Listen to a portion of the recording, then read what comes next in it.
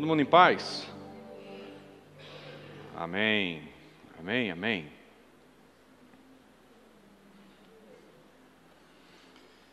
Muito bom.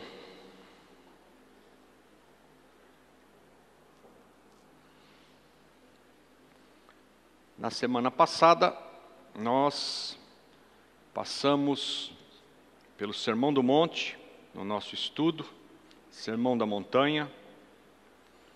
Vimos que o Senhor usa a lei para revelar a santidade de Deus e as exigências que esta santidade requer. Vimos lá que no capítulo 5 de Mateus, primeiro,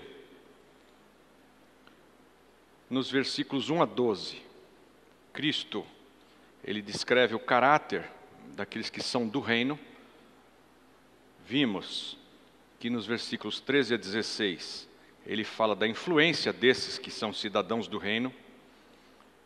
Vimos que ele próprio, nos versículos 17 a 20, lemos tudo isso. Cristo se revela como cumpridor da lei. Vimos também que ele passa a rejeitar a interpretação farisaica da lei. Em primeiro lugar sobre homicídio, depois sobre adultério, depois divórcio, depois sobre juramentos, vingança e amor. Assim, Jesus rejeitou a interpretação dos fariseus que ensinava que Deus se interessava apenas pelos atos exteriores e não pelas atitudes interiores. E agora vamos ao capítulo 6 do livro de Mateus. Capítulo 6, do 6, versículo 1 até o capítulo 7, versículo 6, Cristo rejeita a prática farisaica da lei. Primeiro, a prática de dar esmolas nos versículos 1 a 4. Então, capítulo 6, versículos 1 a 4, abra aí a sua Bíblia, para você não perder o jeito, amém? Mateus 6, 1 a 4 declara assim: guardai-vos de fazer as vossas boas obras diante dos homens, para serdes vistos por eles. De outra sorte, não tereis recompensa junto de vosso Pai que está nos céus. Olha para mim, por que é que Jesus ensina que a tua mão direita não deve saber o que a tua mão esquerda faz? Por que é que ele nos ensina que quando você vai fazer qualquer tipo de oferta, você não deve fazê-la com estardalhaço público, mas de uma maneira que às vezes ninguém saiba que você foi quem fez? Aqui a gente tem alguns dos nossos irmãos que fazem ofertas importantes para nós na comunhão cristã. E aparece um TED, transferência eletrônica em dinheiro, do nada, tuf! Amém? Ninguém sabe, está lá, entra na nossa conta e a Tarsila dá pulo de 1,5 metro de altura assim, e vem falar para mim, olha aqui, mas não tem origem. E ele fala que com isso, você vai reservar o teu galardão para recebê-lo do Pai. Agora, quem vem no gasofilácio sacudindo um saco de moeda e pega e joga ela lá dentro, já recebeu o reconhecimento aqui mesmo, ao vivo e à vista, né? Mas Deus, ele nos instrui a esperarmos nele. Ele é a melhor parte, amém? Ele é a quem nos recompensa. No versículo 2, quando, pois, deres esmola, não faças tocar trombeta diante de ti, como fazem os hipócritas nas sinagogas e nas ruas, para serem glorificados pelos homens. Em verdade vos digo que já receberam a sua recompensa. Mas quando tu deres esmola, não saiba a tua mão esquerda o que faz a direita, para que a tua esmola fique em secreto, e teu Pai que vem em secreto te recompensará. Amém? Enfatizando ainda aqui a palavra esmola. A palavra traduzida para esmola é a palavra tzedaká. Diga aí para o teu vizinho, tzedaká. T-S-E-C-D-A-K-A. tzedaká, né? Um dos nomes de Yahvé é Yahvé Tzidkenu. Yahvé Tzidkenu. Yahvé Tzidkenu quer dizer, o Deus justiça nossa. Porque tzedaká é a palavra justiça. E a palavra justiça foi traduzida para esmola. Quer dizer, quando você fizer justiça, não saiba o que a tua mão direita, o que a tua esquerda fez. Quando você for fazer justiça, faça em secreto. Por quê? Porque segundo a lei de Moisés, todo cidadão, ele deveria, por causa da justiça, ter condições de vida. Até hoje, é difícil a gente encontrar um judeu pobre. Já perceberam? Eles se ajudam. Quando o cara quebra, a lojinha não vendeu direito, a lojinha não... O pessoal se reúne, mesmo na sinagoga, e ajudam a se reerguer aquele que está prejudicado. Eles fazem isso porque eles fazem tzedaká. Tzedaká quer dizer justiça.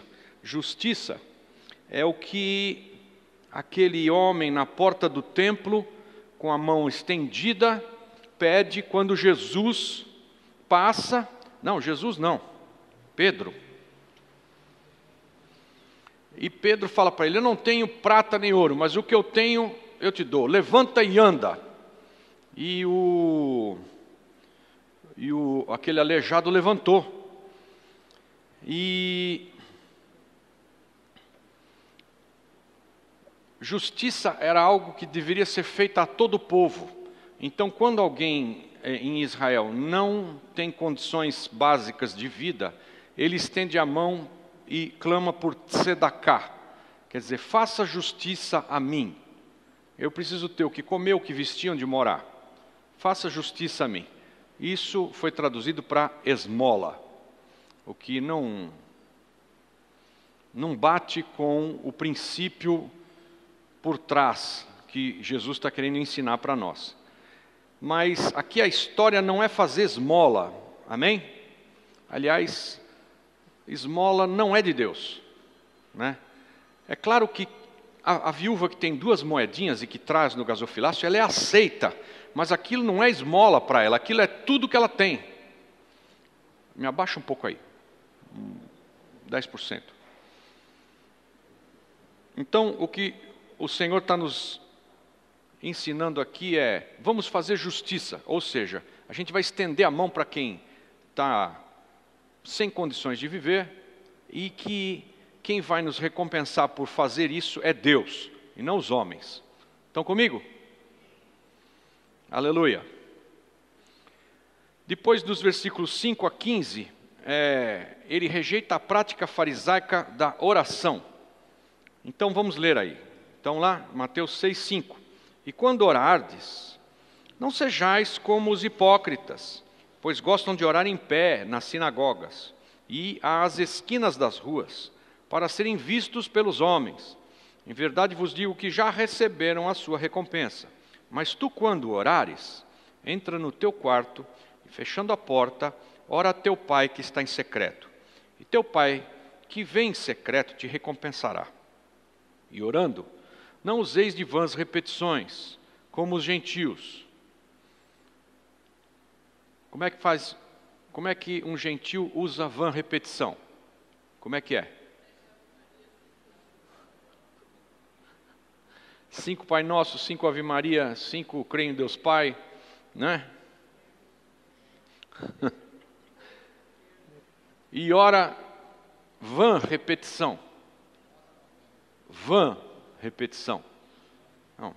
Vamos orar para que faça chover. Vamos orar para que Deus mande chuva. Amém? Vamos. Pai Nosso que estás nos céus. Que raio que é isso? E não vos assemelheis, pois, a eles, porque vosso Pai sabe o que vos é necessário, antes de vós lhe o pedirdes. Portanto, orai vós deste modo: Pai nosso que estás no céu, santificado seja o teu nome, venha o teu reino, seja feita a tua vontade, assim na terra como no céu. O pão nosso de cada dia nos dá hoje, perdoa-nos as nossas dívidas, assim como nós também temos perdoado aos nossos devedores. E não nos deixes entrar em tentação, mas livra-nos do mal, porque teu é o reino, o poder e a glória para sempre. Porque se perdoardes aos homens as suas ofensas, também vosso Pai Celestial vos perdoará a vós. Se, porém, não perdoardes aos homens, tampouco vosso Pai perdoará as vossas ofensas. Jesus começa a nos explicar como orar em secreto com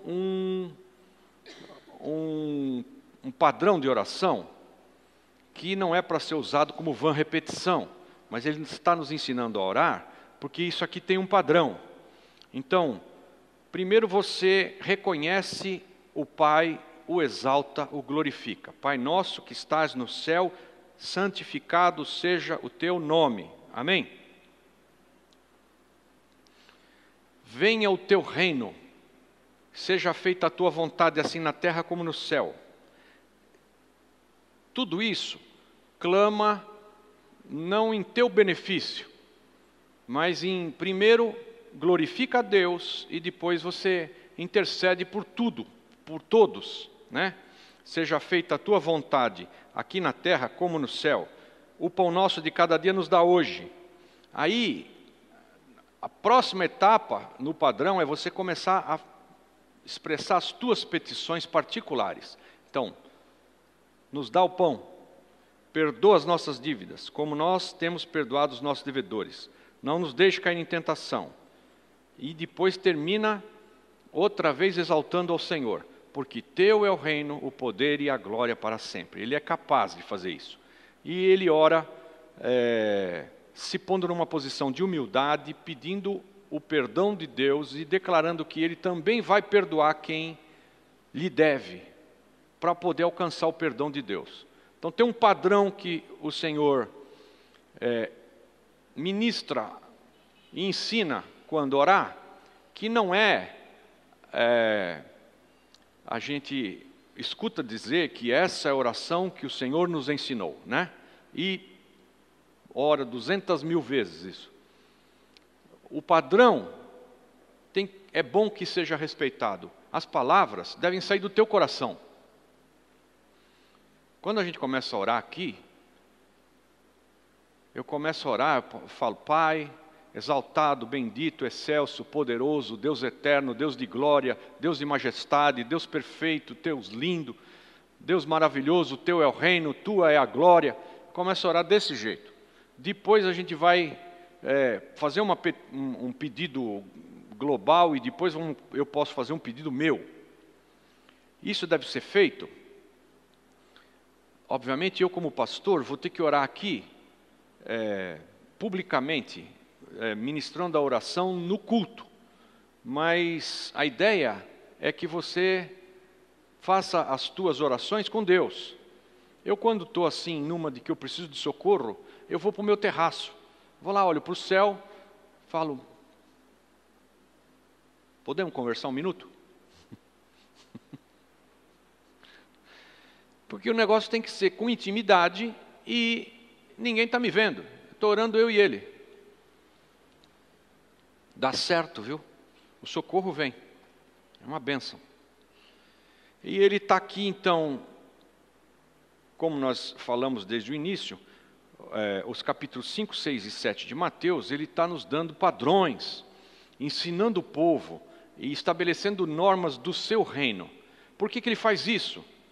Porque ele está falando com um povo, e muitos no meio desse povo serão chamados para serem uma assembleia constituinte daqueles que proclamam lá fora o reino. Isso é eclésia, como nós vimos. Assembleia constituinte dos que são chamados para ir lá fora e proclamar as ideias do reino. Porque ele quer que a sua eclésia proclame as ideias do reino, ele ensina o reino em nuances para nós. Então temos visto aí as bem-aventuranças, estamos vendo ele corrigir o que se fazia que era farisaico, que é hipócrita, para algo que é do coração. E, na verdade, por trás disso tudo é um ensinamento de que, no reino de Deus, as coisas têm que brotar aqui dentro. Não é vã repetição, não é de fora para dentro, nunca.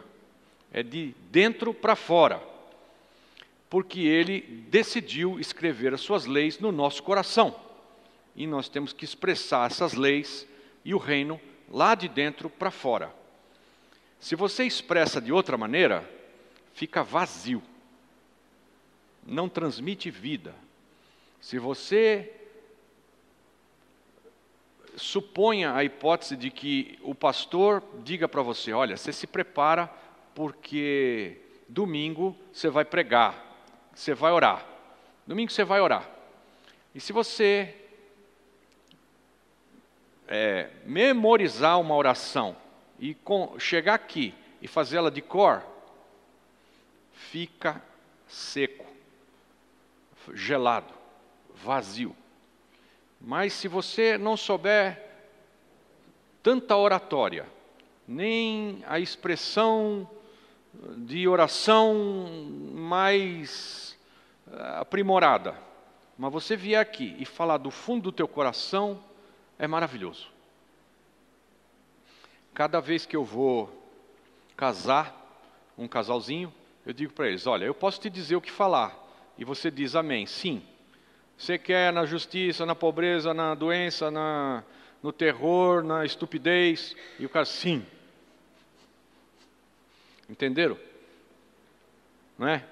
Quando estiver ruim, na pobreza, na injustiça, no mal, no hospital, quando você já está desesperado, aceita? Sim. Não é um horror? Então eu falo para eles, olha, fala do teu coração, pega aí o microfone e fala do teu coração. Aí a primeira coisa que o cara fala é chamar o noivo ou a noiva pelo apelido, que só os dois sabem. Aí é bom, quebra o gelo. E aí você fala do coração, e fica pessoal, e é uma coisa que transmite vida. Aqui é igual. Se você falar decoreba, porque você leu aquele preletor famoso que ora tão bonito e você escreveu a oração dele, é horroroso. Não dá. E ele está repreendendo isso na oração farisaica. Depois do 16 ao 18 ele vai falar do jejum. Olha lá, quando jejuardes, não vos mostreis contristados como os hipócritas, porque eles desfiguram seus rostos, para que os homens vejam que estão jejuando. Em verdade vos digo que já receberam a sua recompensa. Tu, porém, quando jejuares, unge a tua cabeça, lava o teu rosto, para não mostrar aos homens que estás jejuando, mas a teu Pai que está em secreto, e teu Pai que vem em secreto te recompensará. Amém? Não é para ficar andando por aí com aquela cara de fome, abatido, né, para gerar pena em todo mundo. E o que foi? Estou 3 dias sem comer. Tremendo. Não. Porque a coisa não pode ser de fora para dentro. No 19 ele começa a falar sobre as riquezas e o que a gente tem que fazer com elas. Não ajunteis para vós tesouros na terra, onde a traça e a ferrugem os consomem, e onde os ladrões minam e roubam. Mas ajuntai para vós tesouros no céu, onde nem a traça nem a ferrugem os consomem, e onde os ladrões não minam nem roubam. Porque onde estiver o teu tesouro, aí estará também o teu coração. A candeia do corpo são os olhos, de sorte que, se os teus olhos forem bons, todo o teu corpo terá luz. Se, porém, os teus olhos forem maus, o teu corpo será tenebroso.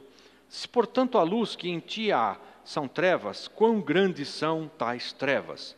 Ninguém pode servir a 2 senhores, porque ou há de odiar a um e amar o outro, ou há de dedicar-se a um e desprezar o outro. Não podeis servir a Deus e às riquezas. Não podeis servir a Deus e às riquezas significa que você não pode ter a riqueza como teu Deus. E você não pode passar a vida correndo atrás da riqueza. Então quer dizer que a gente não pode ser rico? O que vocês acham?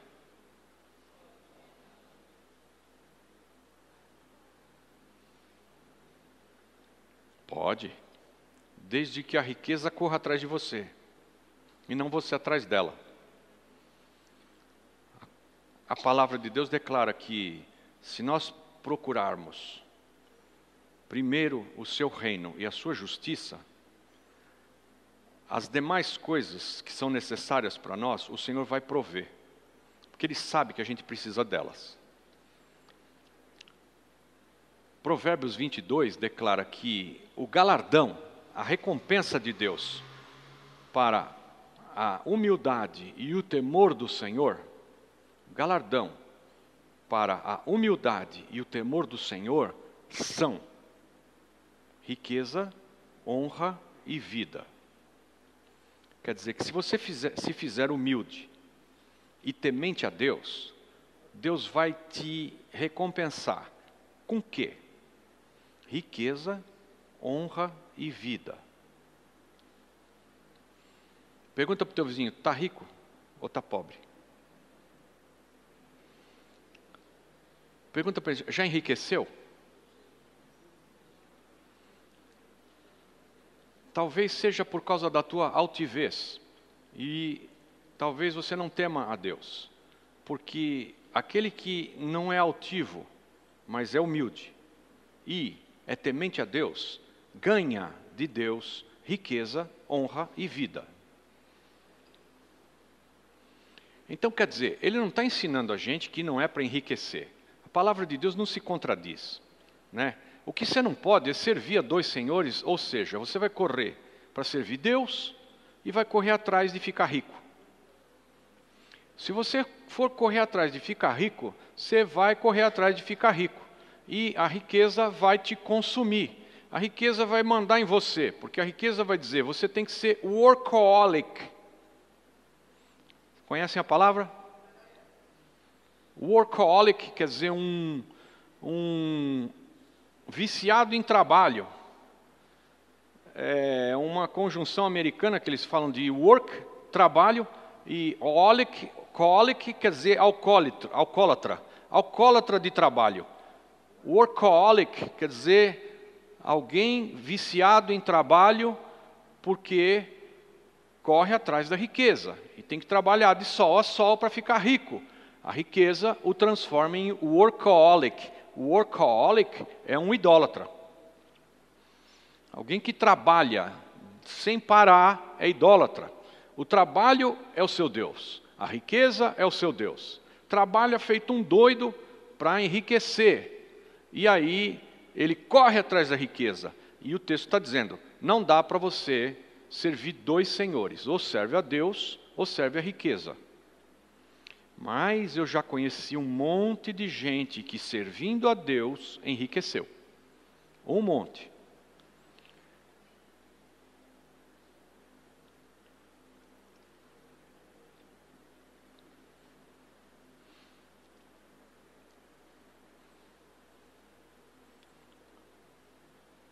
Deus é sábio. Provérbios 127 declara assim.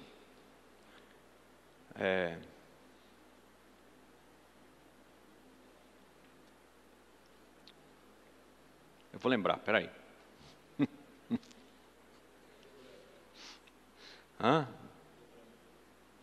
Provérbios 127. Como é que começa? Aleluia. Vamos lá, gente. Se o Senhor não guardar a casa, em vão vigia a sentinela. Se o Senhor não guardar a cidade, em vão vigia a sentinela. Se o Senhor não edificar a casa, em vão trabalham os que a edificam. Não é isso? O que eu falei? E vocês foram atrás de Provérbios 127, não vão achar nunca. Só vai até o 31. Perdão, Salmo 127. É por isso que eu não lembrava, tá vendo? Se o Senhor não edificar a casa, em vão trabalham os que a edificam. Se o Senhor não guardar a cidade, em vão vigia a sentinela. Ok? Agora vem a parte importante. Inútil vos será levantar de madrugada, repousar tarde, comer o pão de dores, porque o Senhor dá aos seus amados enquanto dormem. Isso é exatamente o que ele está falando. Você não tem que correr atrás de ganhar dinheiro para ficar rico. Inútil vos será levantar de madrugada, repousar tarde e comer o pão de dores, porque o Senhor dá aos seus amados enquanto dormem. Por que se você trabalhar de sol a sol, levantar de madrugada e repousar tarde e passar o dia comendo o pão de dores, trabalhar feito um burro, é inútil. Não vai ficar rico. Por quê? Porque Deus chamou cada um desses trabalhadores para ser um pai, uma paternidade, que deve ter tempo para criar seus filhos e estar presente. Se o pai é o primeiro que sai de casa e está todo mundo dormindo, ele trabalha de sol a sol e quando chega todo mundo já foi dormir, e depois ele faz um bico de fim de semana, no sábado e outro bico no domingo, e tem 3 empregos, e o filho não conhece o pai, o filho vai cheirar o que o pai ganhou com tanto trabalho. E você não vai ficar rico. Ele vai vender tua geladeira para cheirar a geladeira. Estão comigo? Então, como Deus é um Deus de ordem, ele fala, não corre atrás da riqueza. Deixa que a riqueza vai correr atrás de você. Procura primeiro o meu reino e a sua justiça. Trabalha de maneira honrada, capacitada. Se contenta com o teu ganho. Se contenta com o teu ganho. Sabe quem que é rico? Quem está super contente com o que ganha. É rico. Você fala, e aí? Estou nadando. Mas você não vai na Disney? Não, que Disney? Não quero nem saber de Disney. Estou feliz pra caramba aqui. Porque você já imaginou que você tem que se vestir de cor-de-rosa com estrelinha e fadinha para ir para Disney? Está louco? Então o cara está contente com o que ganha. Está pronto, acabou. Agora o outro, não. Se eu não levar todo mundo para Disney, eu não estou contente. Aí ele leva todo mundo para Disney e é assaltado, perde o avião, e acontece um monte de rolo, não sabe nada de Estados Unidos, é levado no bico. Por quê? Porque o padrão do mundo você tem que ir na Disney, senão você é um fracassado. E não é. Agora quem está contente e nunca foi, está contente. Aleluia. Depois, versículos 25 a 34, ele vai falar aqui da maneira de praticar a fé. Veja só. Por isso vos digo, não estejais ansiosos quanto à vossa vida, pelo que haveis de comer ou pelo que haveis de beber, nem quanto ao vosso corpo, pelo que haveis de vestir. Não é a vida mais do que o alimento e o corpo mais do que o vestuário? Olhai para as aves do céu, que não semeiam nem ceifam, nem ajuntam em celeiros, e vosso Pai Celestial as alimenta. Não valeis vós muito mais do que elas? Ora, qual de vós, por mais ansioso que esteja, pode acrescentar um côvado à sua estatura? Tem outras versões que falam ao curso da sua vida, e não à sua estatura. E quanto é que é um côvado? Você já tem que saber a essa altura do campeonato. Um côvado é a distância do cotovelo até a ponta do dedo aqui do rei. Ok? Em média, 45 centímetros, da ponta do cotovelo até a ponta do dedo, um côvado. Qual de vós consegue aumentar a sua estatura um côvado? Em outras versões, qual de vós consegue aumentar o curso da sua vida em um côvado? Quer dizer, ele está falando que chegou o teu dia, você vai morrer. Amém? E pelo que haveis de vestir, porque andais ansiosos? Olhai para os lírios do campo como crescem, não trabalham nem fiam. Contudo, vos digo que nem mesmo Salomão em toda a sua glória se vestiu como um deles. Pois se Deus assim veste a erva do campo, que hoje existe e amanhã é lançada no forno, quanto mais a vós, homens de pouca fé. Portanto, não vos inquieteis, dizendo que havemos de comer, ou o que havemos de beber, ou com que nos havemos de vestir? Pois a todas estas coisas os gentios procuram, porque vosso Pai Celestial sabe que precisais de tudo isso. Mas buscai primeiro o seu reino e a sua justiça, e todas estas coisas vos serão acrescentadas. Não vos inquieteis, pois, pelo dia de amanhã, porque o dia de amanhã cuidará de si mesmo, basta a cada dia o seu mal.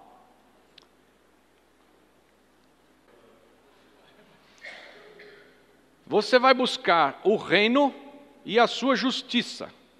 E não é todas as demais coisas, é todas estas coisas, está escrito aqui. Todas estas, quais?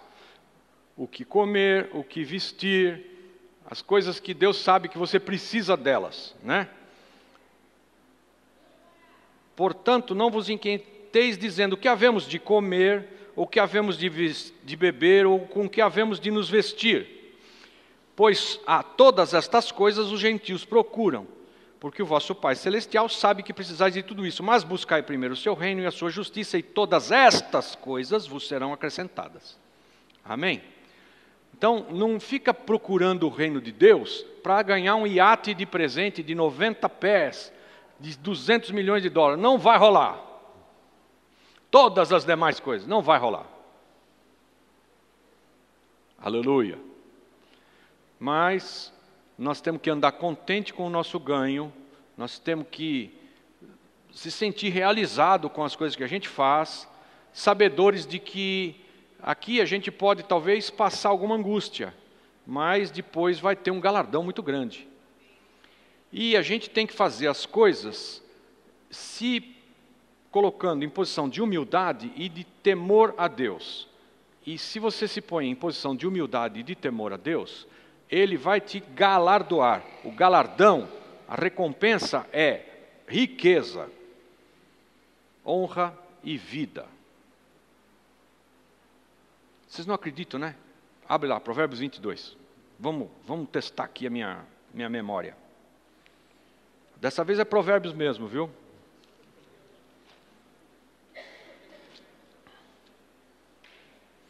(22, 4). O galardão da humildade e do temor do Senhor no singular, riquezas e honra e vida. Provérbios 22, 4. Quando você anda em humildade e temor do Senhor, você ganha um presente. É um só, mas é um pacote. Viu? Qual é o pacote? Riquezas, honra e vida. Para quem? Para quem é humilde e temente a Deus. Amém? Está aqui na palavra de Deus. Não sou eu que estou inventando.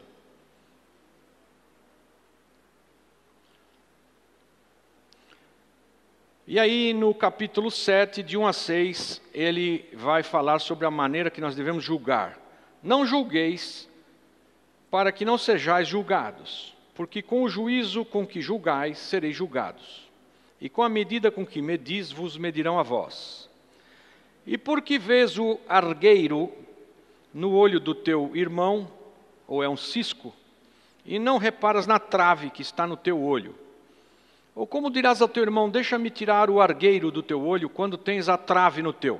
Hipócrita, tira primeiro a trave do teu olho, e então verás bem para tirar o argueiro do olho do teu irmão. Então, a maneira de julgar primeiro, eu tenho que ver se eu não estou fazendo a mesma coisa que ele. Ou pior. Porque as coisas que a gente condena nos outros, você espera meia hora que você está fazendo igualzinho.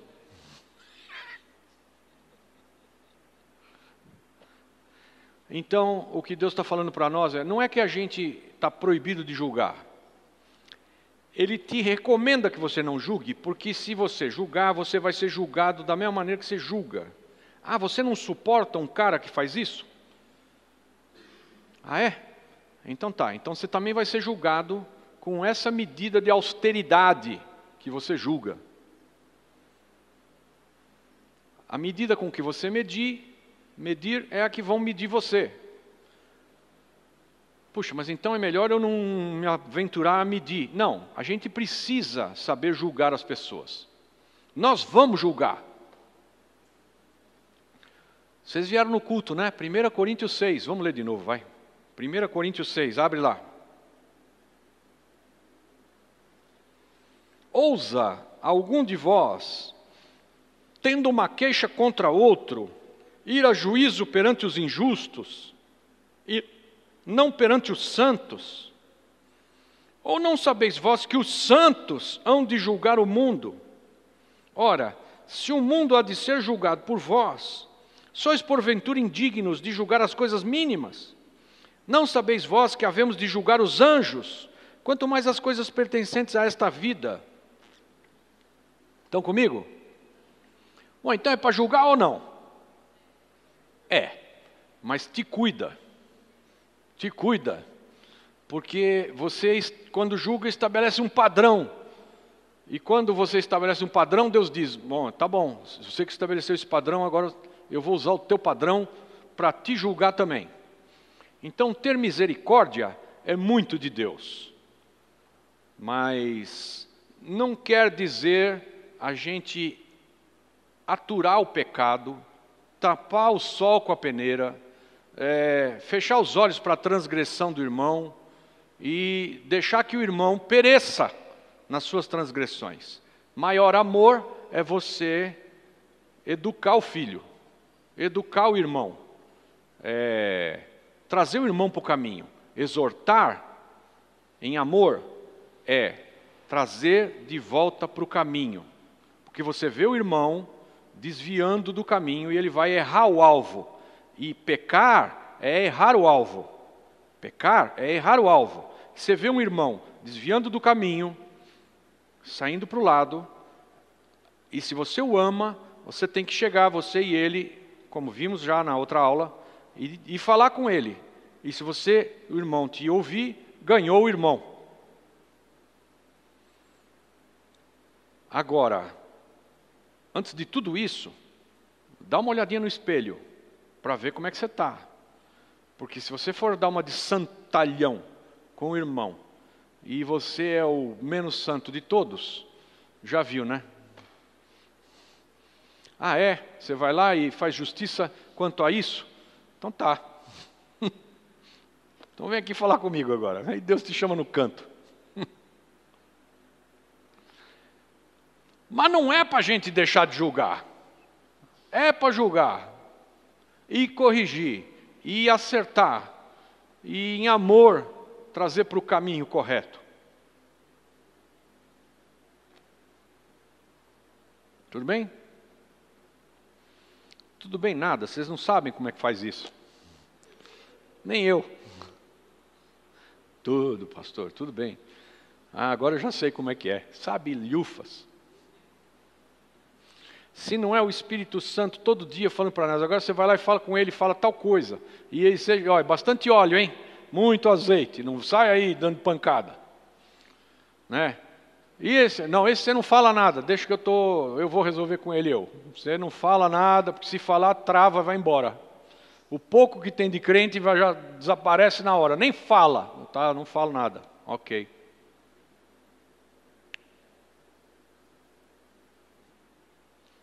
Bom, vamos lá. Continuando, capítulo 7, do versículo 7 até o 27, Jesus conclui o sermão instruindo aos que desejam entrar no reino. E aí então ele vai subdividir aqui. Ele ensina a respeito da oração do 7 até o 11. Então, Mateus 7, 7 até 11. Está escrito: Pedi e dar-se-vos-á. Buscai e achareis. Batei e abrir-se-vos-á. Pois todo o que pede, recebe.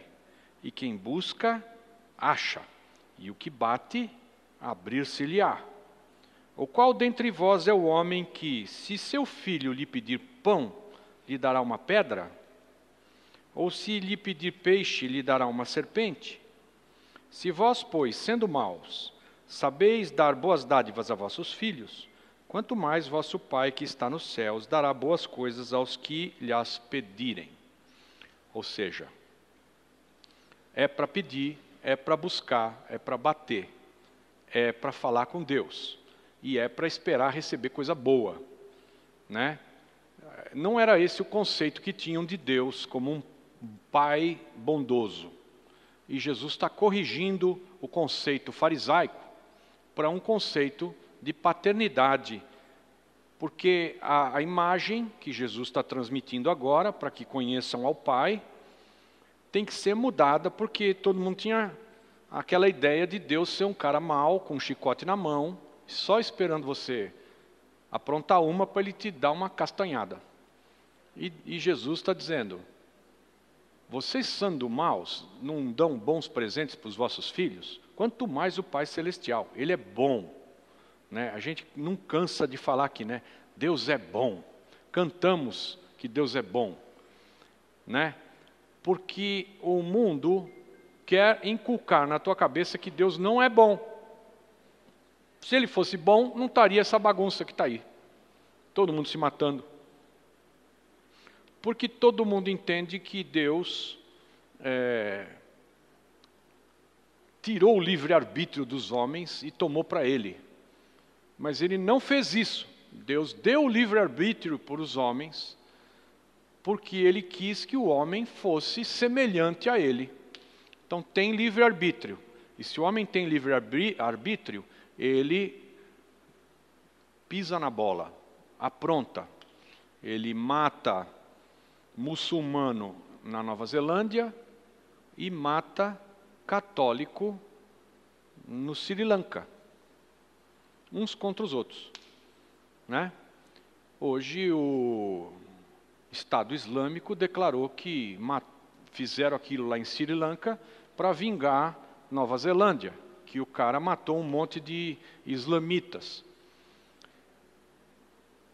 E aí o mundo olhando tudo isso diz, não, Deus não é bom.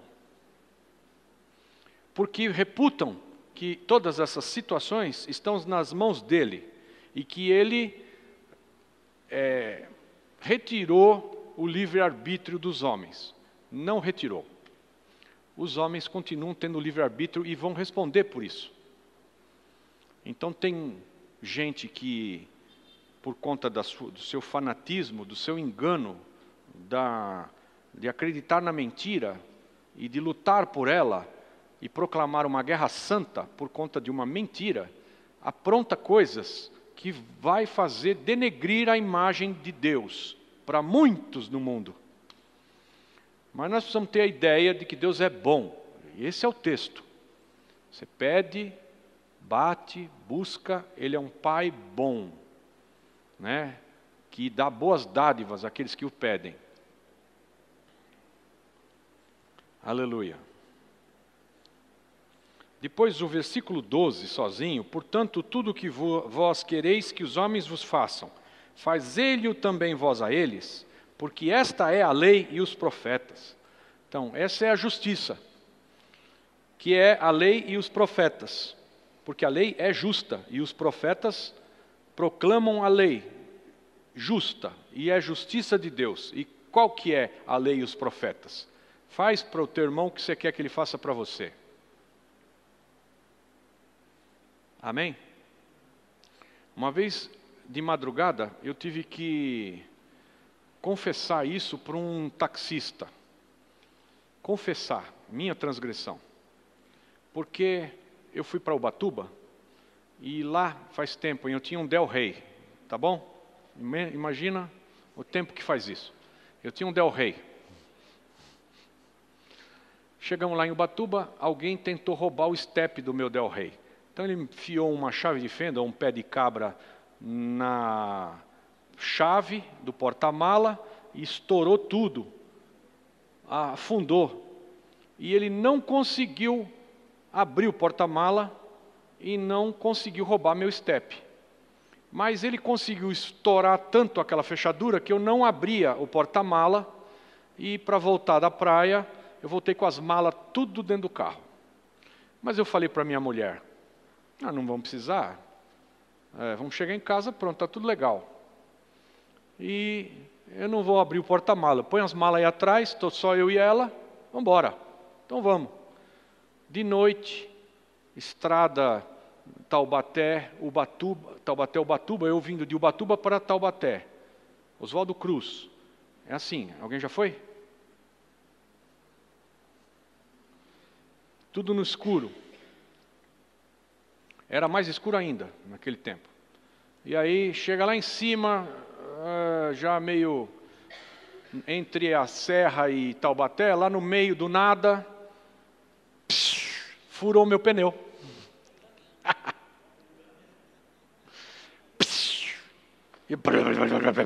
Falei, meu Deus do céu. Furou o pneu. E aí, eu estou lá quieto, tentando abrir o porta-mala, não abre, não tinha jeito. Bati, peguei uma pedra, nada. Puxei o porta-mala, quase entorto a tampa, nada. Passa um táxi e para me ajudar. Aí o cara desce, eu contei a novela para ele, ele foi lá, pegou uma chave de fenda desse tamanho e uma marreta, e falou, ó, doutor, só que eu vou ter que botar o cilindro do teu tambor da tua chave lá para dentro. Eu falei, toca o pau aí, meu irmão. Ele, bum! O negócio caiu lá dentro, a porta, plim, abriu. E o tambor, onde você enfia a chave, caiu dentro do porta-mala. Aí, troquei o pneu, ele trocou o pneu para mim. Não, doutor, fica tranquilo aí que eu dou um jeito aqui para o senhor. Eu falei, puxa. Aí eu fiz duas coisas, dei uma caixinha para o cara e ele topou na hora. E eu me confessei com ele e falei assim, olha, a palavra de Deus declara que a gente tem que fazer para os outros o que quer que façam para nós. Eu nunca ia parar aqui nessa estrada para te socorrer, nesse breu aqui. De jeito nenhum. Mesmo assim, Deus foi misericordioso comigo e separou aqui para fazer tudo isso. Obrigado. E agradeci o homem. Porque eu já fui, numas outras vezes aí, parar para, não na estrada, mas na cidade, para prestar um socorro, e era golpe. E eu estava, sabe, cachorro mordido por cobra, tem medo de linguiça? Eu falei, meu Deus do céu, não dá para parar para socorrer alguém. O cara está forjando lá um negócio e ele te sequestra, te leva embora. Mas o cara parou e me ajudou. Esse é o texto. E essa é a justiça. E isso é o resumo de lei e profeta. Você faz para o cara o que você quer que ele faça para você.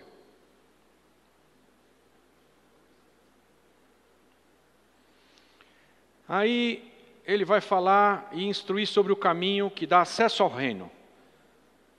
13 e 14. Entrai pela porta estreita, porque larga é a porta e espaçoso o caminho que conduz à perdição. E muitos são os que entram por ela. E porque estreita é a porta e apertado o caminho que conduz à vida, poucos são os que a encontram.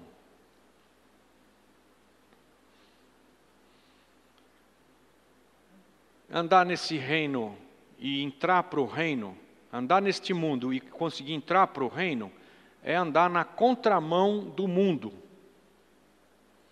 O mundo anda forçando a barra, arrastando multidões. Eu vi agora uma reportagem, não sei onde foi, que tem jovens viajam 4 horas para ir num baile funk na Zona Sul. Viram isso? Eu estava lendo lá. Quer dizer, esse é o arrastão do mundo, né? Então, milhares de jovens vão lá para o baile funk, lá 4 horas de distância. E um jovem, para encontrar esse caminho aqui apertado e estreito, tem que bater de frente com todo aquele outro monte de jovem. E ir na contramão. E é pouca gente que encontra. E o mundo anda num caminho largo. É ali, ó, é todo mundo aqui. Anitta, é o caminho Anitta. Arrasta aí. Vai tudo de embrulho.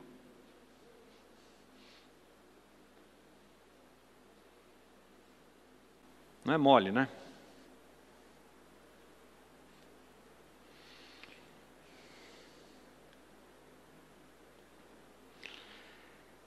Aí ele alerta contra falsos profetas, nos versículos 15 a 23. Veja lá.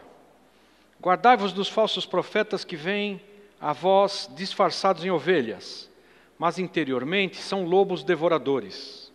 Pelos seus frutos os conhecereis. Colhem-se porventura uvas dos espinheiros, ou figos dos abrolhos? Assim toda árvore boa produz bons frutos, porém a árvore má produz frutos maus. Uma árvore boa não pode dar maus frutos, nem uma árvore má dar frutos bons. Toda árvore que não produz bom fruto é cortada e lançada no fogo. Portanto, pelos seus frutos os conhecereis. Nem todo o que me diz Senhor, Senhor, entrará no reino dos céus, mas aquele que faz a vontade de meu Pai que está nos céus. Muitos me dirão naquele dia, Senhor, Senhor, não profetizamos nós em teu nome? E em teu nome não expulsamos demônios? E em teu nome não fizemos muitos milagres? Então lhes direi claramente, nunca vos conheci. Apartai-vos de mim, vós que praticais a iniquidade. Quer dizer, tem muita gente disfarçado. Nestes últimos dias, isso é uma coisa temerosa. É muita gente com jeitão de ovelha. Mas o discurso que se percebe pelo fruto, nós fomos chamados a ser pacificadores, amém? Você não pode ter um discurso de guerra, de chamar para o pau. Não pode. Pode ser muito envolvente, pode ser energético, pode ser inflamado, mas o discurso que vem dos apóstolos, que veio do Senhor Jesus Cristo, é que nós temos que ganhar o mundo no amor.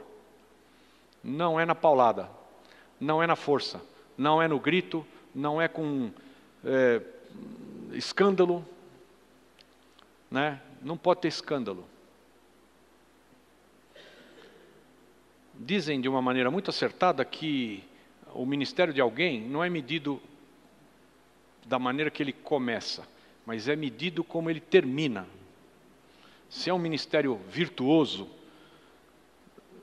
real, verdadeiro, autêntico, do Senhor, cheio de galardão, vai ficar evidente como termina o ministério e não como ele começa.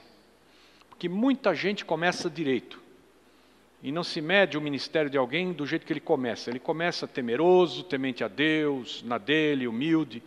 E daqui a pouco ele começa a se ensoberbecer, e começa a se achar, e começa a gritar, e começa a chamar para o pau. E começa a fazer estardalhaço. E começa a trazer no coice.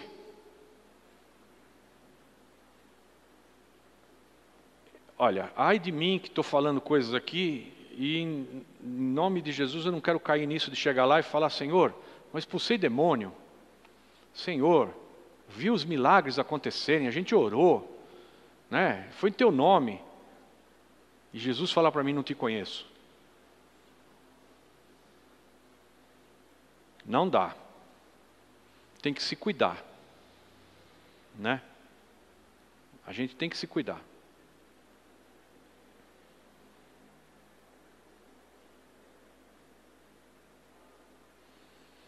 Então, o fundamento verdadeiro está aqui do versículo 24 ao 29, olha. Todo aquele, pois, que ouve estas minhas palavras e as põe em prática, será comparado a um homem prudente que edificou a sua casa sobre a rocha, e desceu a chuva, correram as torrentes, sopraram os ventos e bateram com ímpeto contra aquela casa. Contudo, não caiu, porque estava fundada sobre a rocha. Mas todo aquele que ouve estas minhas palavras e não as põe em prática, será comparado a um homem insensato que edificou a sua casa sobre a areia. E desceu a chuva, correram as torrentes, sopraram os ventos e bateram com ímpeto contra aquela casa, e ela caiu. e grande foi a sua queda. Ao concluir Jesus esse discurso, as multidões se maravilhavam da sua doutrina porque as ensinava como tendo autoridade e não como os escribas. Ou seja, no fim, ele está ensinando que o fundamento principal é você ser operoso praticante daquilo que você ouve, da palavra de Deus, e não ouvinte puro e simples. Não pratica, construiu a casa na areia, daqui a pouco vai cair. Pratica, vai estar com a casa super bem firmada, pode vir tempestade que você vai permanecer. Qual a diferença? Praticar a palavra de Deus, não praticar a palavra de Deus. Mas como vamos praticar a palavra de Deus se a gente nem sabe o que está escrito? Portanto, 1, 2, 3, 4, 5, 6, 7, 8, 9, 10, 11, 12, 13, 14, 15, 16, 17, 18, 19. Nós, 19, que viemos aqui ouvir, temos que sair praticando aquilo que a gente veio estudar. Hoje ainda, amanhã, depois da manhã, praticar tudo que está aqui. Ou seja, vamos fazer para os outros o que a gente quer que façam para nós. Ou seja, nós vamos fazer ouvir a nossa oração pedindo ao Pai boas coisas. Vamos crer que Ele nos vai dar. Nós vamos praticar a justiça, buscar o reino, a justiça de Deus, e as riquezas do Senhor vão correr atrás de nós. Não precisa gastar a tua vida e comer para trabalhar e trabalhar para poder comer. Porque o mundo faz isso. Trabalha para poder comer. E por que come? Para poder trabalhar.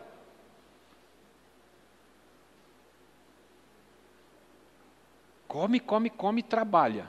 Trabalha para quê? Para poder comer. E para que come? Para poder trabalhar. E fica nisso, não sai disso. Isso é correr atrás da riqueza. Isso é. Então nós vamos praticar a palavra. Amém? Qual parte da palavra você tem para praticar hoje ainda ou é amanhã? Hoje você já pode sair orando, né? E buscar o teu Deus de noite e praticar a palavra. Orar, gente, não é falar que nem uma gralha. Viu? Porque Jesus se apartava para orar. Quando Jesus se apartava para orar, nas madrugadas, era para ir lá para o monte e ficar antenado, ouvindo tudo que Deus tinha para instruí-lo para o dia seguinte. Pai, onde é que nós vamos amanhã? Que hoje o dia foi punk. Né? Eu acho que Jesus devia falar isso para Deus todo dia. Senhor, hoje foi demais, hein? E o pai fala para ele, você não sabe o que tem para amanhã. Escuta aí. E fala. Agora, se você fala feito uma gralha e não escuta Deus falar, depois que acabou de disparar de falar, dorme?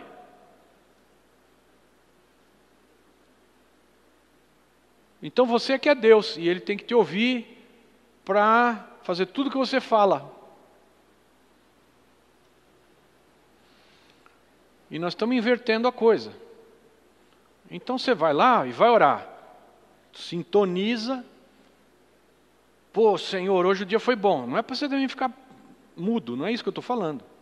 Hoje o dia foi bom, hein? Aquele cara e o outro, e saiu, né? Aquilo era um demônio, não era? É, aquilo era um demônio. É tal e coisa. Ok, aí amanhã faz assim, assim, assim. Eu me preparo para ministrar para vocês aqui um culto. E aí eu vou dormir.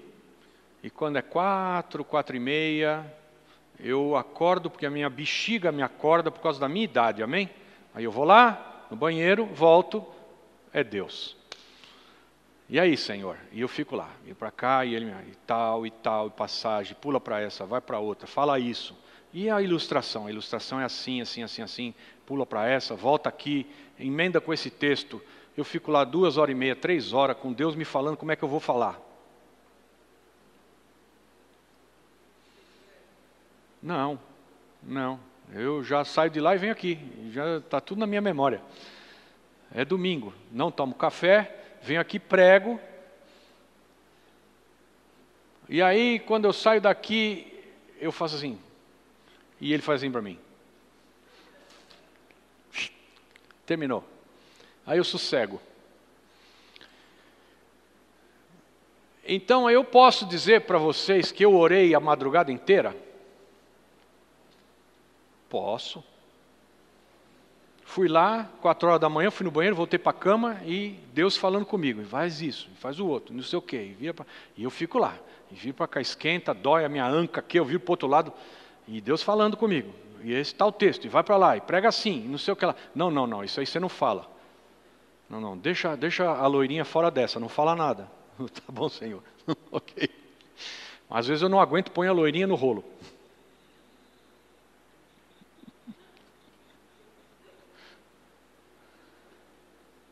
Orei a madrugada toda? Orei.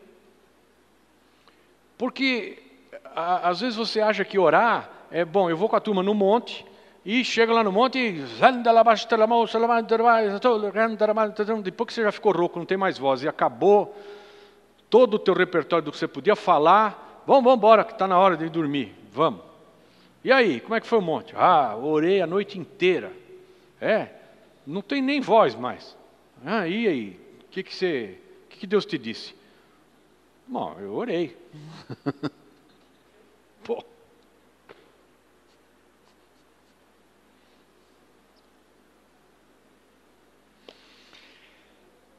Quer dizer, quem vai se dar bem, quem vai praticar a justiça, vai entrar no reino, é quem pratica a palavra, e não quem só ouve e não faz nada com o que ouve. Então eu estou te falando um monte de coisas. Quanto mais você vier aqui, mais você vai ter que praticar. Por isso vocês veem que a gente encolhe aqui, não aumenta. Amém? Porque tem uma série de pessoas que... não, mas ele vai ficar lá falando... não. E aí não pratica nada daquilo e é desacorçoante para alguém que não pratica nada ficar recebendo mais informação de tudo que ele deveria estar praticando e ele não está. Aí ele desiste. Não vou mais. Aquela aula é chata, ele só fica lá falando tudo que tem para fazer. Eu não vou fazer mesmo. Aí não vem.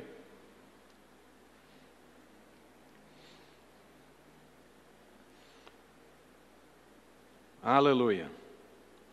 Tudo isso levou a multidão a concluir que se a nossa justiça não exceder em muito a dos escribas e fariseus, jamais entraremos no reino dos céus. O sermão destinava-se a afastar a multidão de um falso conceito de justiça e conduzi-la a um verdadeiro, substituindo a falsa esperança por um fundamento seguro de entrada no reino. Porque, na verdade, no Velho Testamento se tinha uma falsa esperança. E agora Jesus é o firme fundamento da nossa fé. Ele é. Não é esperança, Ele é. Não é algo que, quem sabe, não. Ele é. É real, é fato. Embora precisemos reconhecer que o Sermão da Montanha, em seu contexto histórico, seja a instrução de Cristo para a geração a qual se apresentou, oferecendo o reino, reconhecemos também que ele tem aplicação para os nossos dias. A santidade divina e suas exigências não mudam com o passar do tempo e das circunstâncias. Se considerado como revelador da santidade de Deus, este sermão se torna um guia das exigências que a santidade de Deus impõe aos crentes da atualidade. Isso, palavras do Dwight Pentecost. Se você nunca leu, eu te inspiro a ler Dwight Pentecost, principalmente o livro de Apocalipse dele, né? Que foi o primeiro, é o clássico sobre Apocalipse, é do Dwight Pentecost. Tem lá em cima na sala onde a gente almoça, lá na sala de reuniões, tem um. Você pode ler, é um tarugo. O Sermão da Montanha não está tratando de salvação, mas sim do caráter e conduta dos que pertencem a Cristo, o verdadeiro Rei. É um sermão ético que não mostra o Evangelho de Cristo morrendo e ressuscitando por nós, nem apresenta a justificação pela fé, não podendo, portanto, mostrar a salvação a um incrédulo. Não é esta a intenção daquela mensagem. Precisamos nos lembrar que os que pertencem à igreja, corpo de Cristo, pertencem ao reino. E embora as responsabilidades e os privilégios dos cristãos da época da igreja estejam mais precisamente traçados nas epístolas, lá no Novo Testamento, as implicações morais e espirituais contidas no Sermão da Montanha são também para nós hoje. Após o Sermão do Monte, os fariseus começaram a perseguir o Senhor Jesus. E nos capítulos 8 a 11 de Mateus, vemos Jesus provando com vários milagres que ele é o Messias. Por mais que se tentasse, ninguém conseguia achar alguma falha em Jesus Cristo. Amém? Nós temos que começar aqui esse outro tópico, que é a blasfêmia contra o Espírito Santo, que é a única maneira de alguém conseguir perder a salvação. Esse é um pecado que não será perdoado, mas a gente entra nisso na semana que vem. Tá bom? E eu vou mandar para vocês aí mais um pouco de apostila. Então, paramos por aqui hoje. Já foi bastante matéria. E eu estou doidinho para entrar nas parábolas de Mateus 13, que vai ser logo em seguida aqui. As parábolas de Mateus 13. Já entramos na próxima aula também. Que é muito esclarecedor.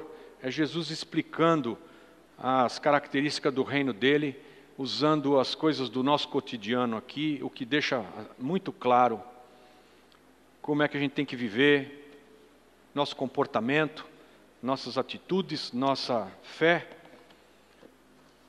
com a interpretação das parábolas, em nome de Jesus. Amém?